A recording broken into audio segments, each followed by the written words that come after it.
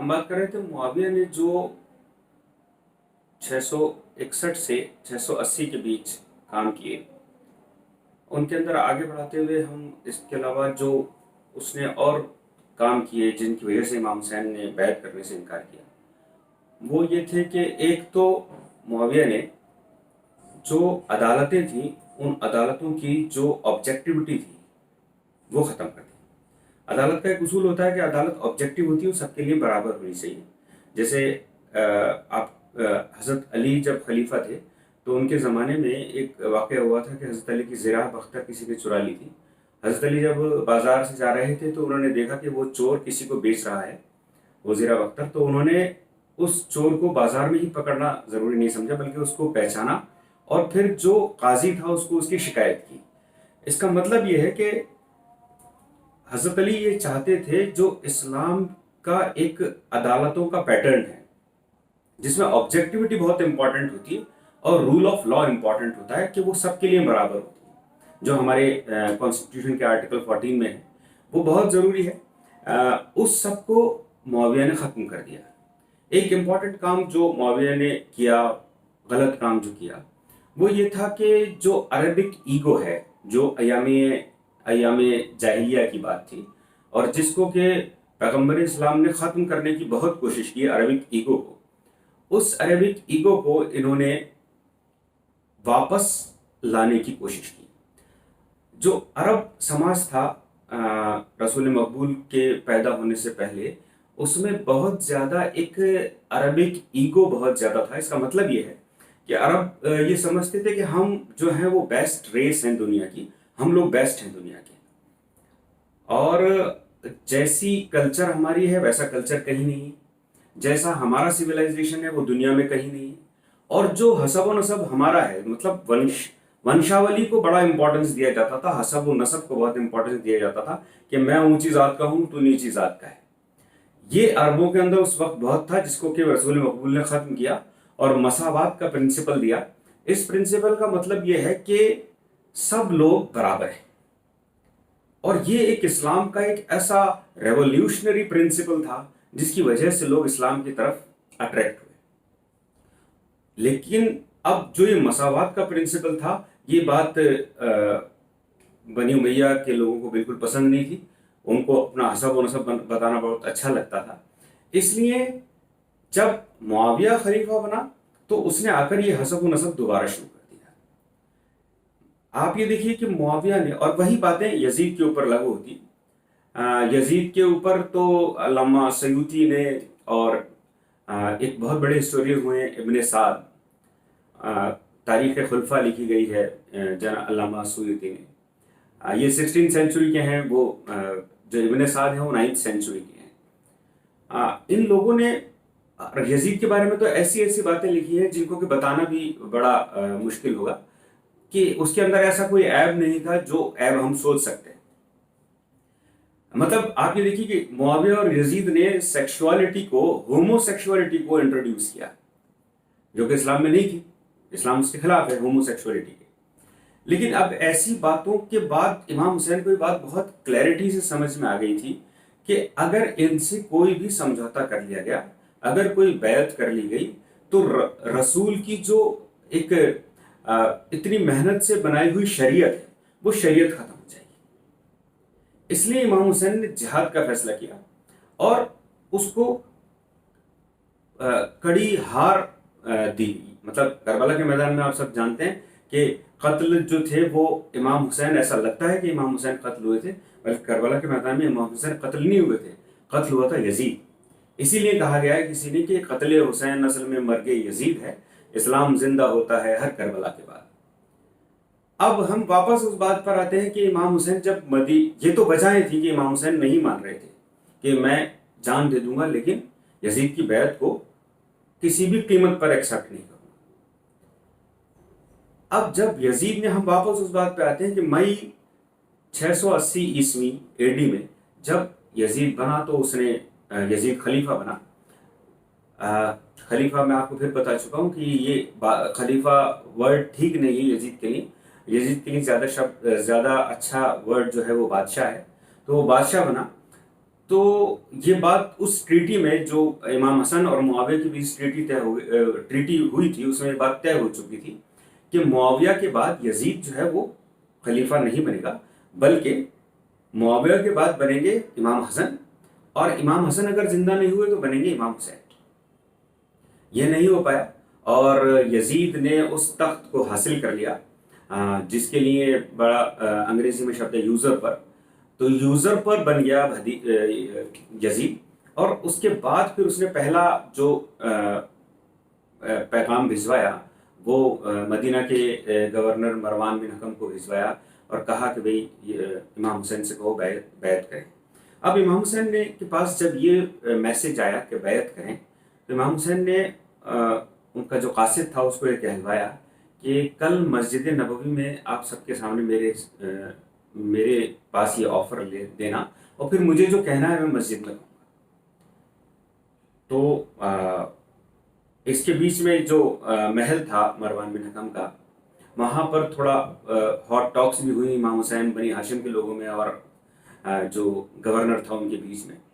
خیر اگلے دن جب مسجد نبوی میں بات ہوئی تو امام حسین بڑی پشوپیش میں تھے کہ کیا کیا جائے، تو انہوں نے اب یہ آفر مسجد میں رکھ دیا گیا، اور امام حسین کا اس سے انکار تھا۔ امام حسین نے کہہ دیا کہ نہیں ہو سکتا، یہ میں یزید کی بیعت کسی بھی قیمت پر ایکسیپٹ نہیں کروں گا۔ اب امام حسین کے سامنے یہ دقت تھی کہ وہ کیا کریں، آگے کیا کریں۔ تو انہوں نے اپنے بھائی تھے حنفیہ، جناب حنفیہ سے کہا کہ میں کیا کروں، تم مجھے صلاح دو۔ تو جناب حنفیہ نے ان سے کہا کہ دیکھیے میں آپ کو 2-3 صلاحیں دے رہا ہوں۔ پہلی صلاح یہ ہے کہ آپ مدینہ چھوڑ دیجئے، آپ اپنے کچھ لوگوں کو لے کر مدینہ سے باہر چلے جائیے، ہجرت کر لیجیے، اور مدینہ میں جو آپ کے اہل و عیال ہیں، جو بچے ہیں، جو عورتیں ہیں، انہیں یہیں چھوڑ دیجیے۔ امام حسین ان کا بہت کہنا مانتے تھے، تو انہوں نے کہا ہاں پہلا تو تمہارا جو صلاح ہے وہ مان لیتا ہوں اور مدینہ کو چھوڑ دیتا ہوں، لیکن دوسری جو صلاح ہے کہ میں بچوں اور عورتوں کو یہاں چھوڑ دوں، ایسا میں نہیں کروں گا۔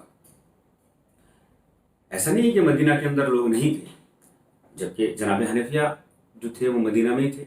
اس کے علاوہ امام حسین کی نانی تھیں ام سلمہ، وہ مدینہ میں ہی تھیں۔ امام حسین کی بیٹی تھی جناب صغرا، جو بیمار تھی اور مدینہ میں ہی تھی۔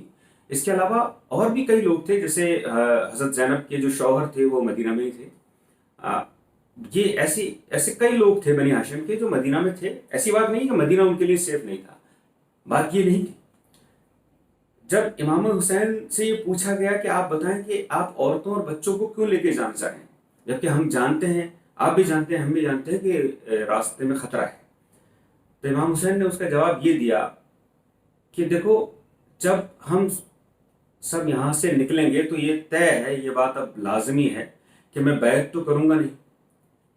آرمی میرے پاس اتنی ہے نہیں کہ میں اس آرمی کے سہارے یزید کو جیت لوں، یہ تو میں جانتا ہوں اچھی طرح۔ کوفہ کے لوگوں نے مجھے بلایا ہے، وہاں کیا ہوگا یہ بھی مجھے اندازہ ہے کہ کیا ہونے والا ہے۔ اب ہوگا یہ کہ جب میں قتل کر دیا جاؤں گا میری شہادت کے بعد، یہ جتنے مرد ہیں ان سے وہ سب شہید ہو جائیں گے، تو ہماری بات کو دنیا تک، عرب کے لوگوں تک، مسلمانوں تک پہنچائے گا کون؟ اور یہی سب میرے قاصد ہوں گے جو ان باتوں کو عرب کے لوگوں تک پہنچائیں گے، ورنہ یہ بات ہمیشہ کے لیے دب کے رہ جائے گی، اور اگر دب کر رہ گئی تو میری شہادت بیکار ہو جائے گی۔ مسلمانوں تک یہ بات نہیں پہنچ پائے گی کہ میں نے شہادت کیوں دی، کیا وجہ ہوئی۔ لوگ یہ سمجھیں گے پولیٹیکل رائیول تھے امام حسین، یزید کے پولیٹیکل رائیول تھے، اس لیے کوئی چھوٹا انکاؤنٹر ہوا، کوئی بیٹل ہوئی اور اس میں ختم ہو گیا معاملہ۔ لیکن جیسے میں اس کو پلان کر رہا ہوں، اس پلاننگ کا پارٹ یہ ہے کہ بچے اور عورتیں ساتھ ہونے چاہیے ہمارے۔ اس لیے امام حسین مدینہ سے 28 رجب کو روانہ ہوئے، اور مدینہ سے روانہ ہوئے وہ مکہ کے لیے۔ مکہ 5 دن بعد پہنچ گئے۔ مدینہ سے مکہ کی دوری ہے 338 کلومیٹر، 338 کلومیٹر ہے۔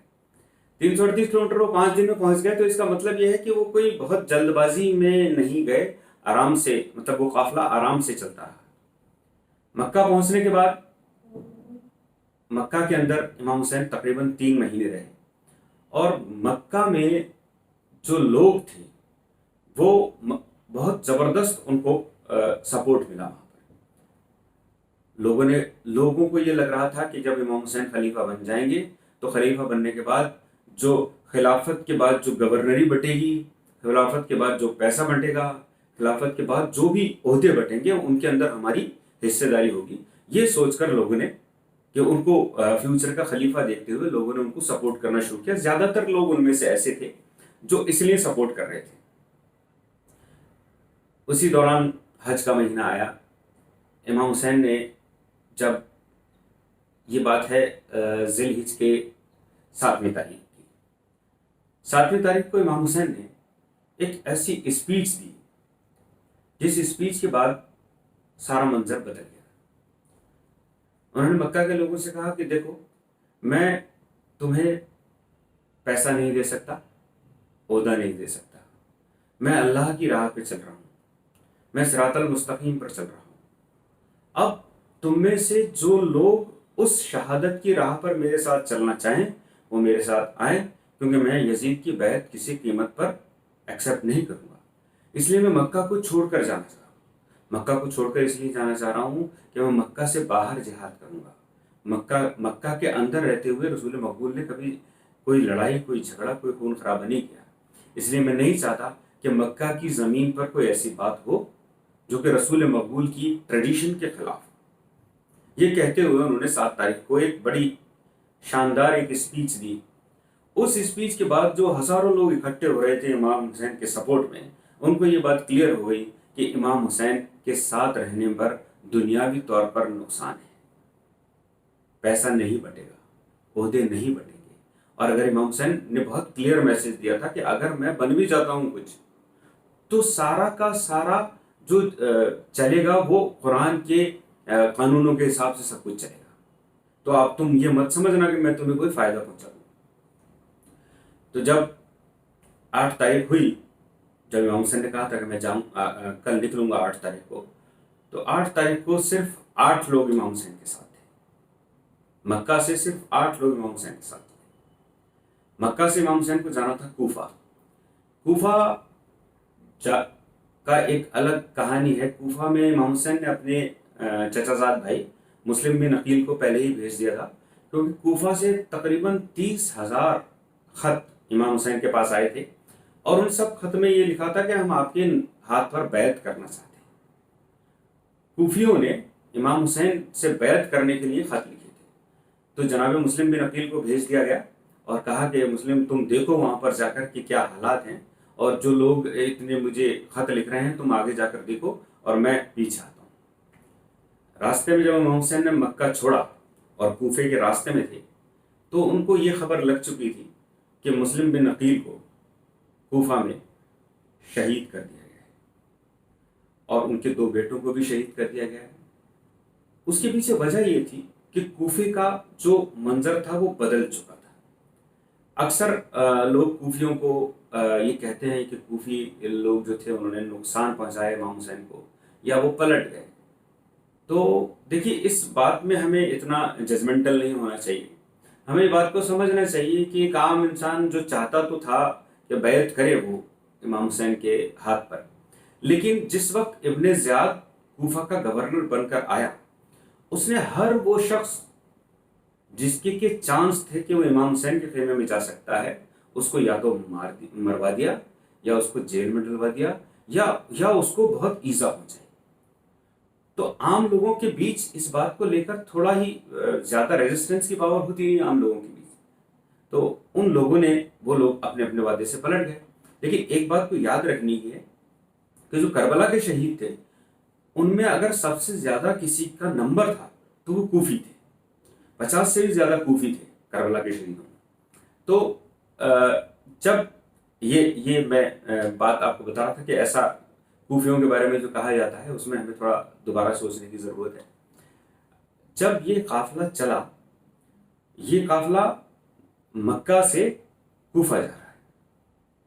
امام حسین کا قافلہ مکہ سے کوفہ جا رہا ہے، لیکن ان کو راستے میں بہت ساری منزلیں آتی ہیں اور بہت سارے لوگ ملتے ہیں، اور لوگ یہ ایک طویل اپنے آپ میں وشے ہے، ایک سبجیکٹ ہے.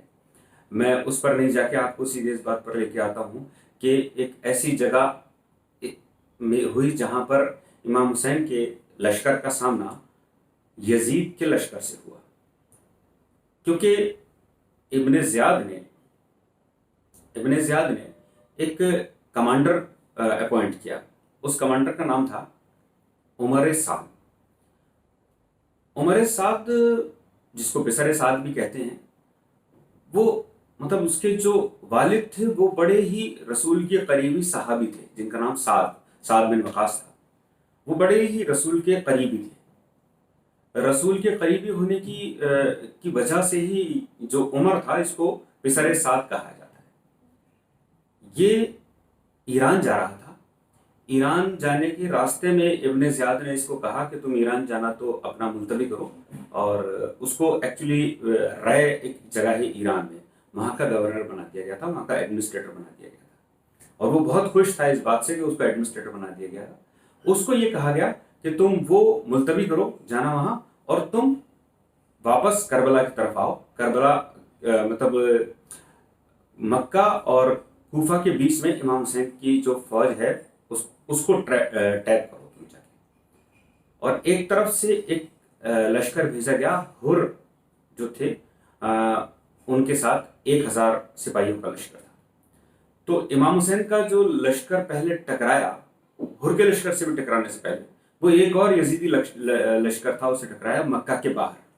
جیسے ہی یزید کا لشکر اور امام حسین کا جو کارواں تھا وہ ٹکرائے، تو ابھی تو بنی ہاشم کے لوگ بڑے تازہ اور تیار تھے. انہوں نے فوراً اس لشکر کو مار کر بھگا لیا. جب وہ لشکر بھاگ گیا تو ابن زیاد کو بڑی حیرت ہوئی کہ یہ تھوڑے سے لوگ تھے، انہوں نے ہمارے اتنے بڑے لشکر کو ہرا دیا. تب اس نے عمر سعد کو بھیجا. سب سے پہلے امام حسین کا جو کارواں تھا وہ ٹکرایا یزید کے لشکر، جس کو کہ ہیڈ کر رہے تھے، جس کو کمانڈ کر رہے تھے جناب ہر کے لشکر سے. جب امام حسین کا قافلہ ٹکرایا اس وقت ہر کے لشکر کی حالت بہت خراب تھی. ہر کیونکہ ان کی جو آرمی تھی وہ راستہ بھٹک گئی تھی، پانی ختم ہو چکا تھا، کھانا ختم ہو چکا تھا. تو ان سب لوگوں نے امام حسین سے یہ کہا کہ آپ ہمیں بچا لیں. امام حسین کے پاس جتنا بھی پانی تھا، جتنا بھی کھانا تھا، وہ سب ہر کے لشکر کو انہوں نے کھلا دیا. اب یہاں تک کہ ہر کے لشکر نے پھر امام حسین کے ساتھ امام حسین کی امامت میں نماز بھی پڑھی. اور ہر کو یہ حکم تھا کہ تمہیں امام حسین کے ساتھ ساتھ رہنا. تو پھر جب سے ہر کا لشکر امام حسین کو ملا وہ کربلا تک ان کے ساتھ رہا. چلیے آگے کی بات پھر کریں گے.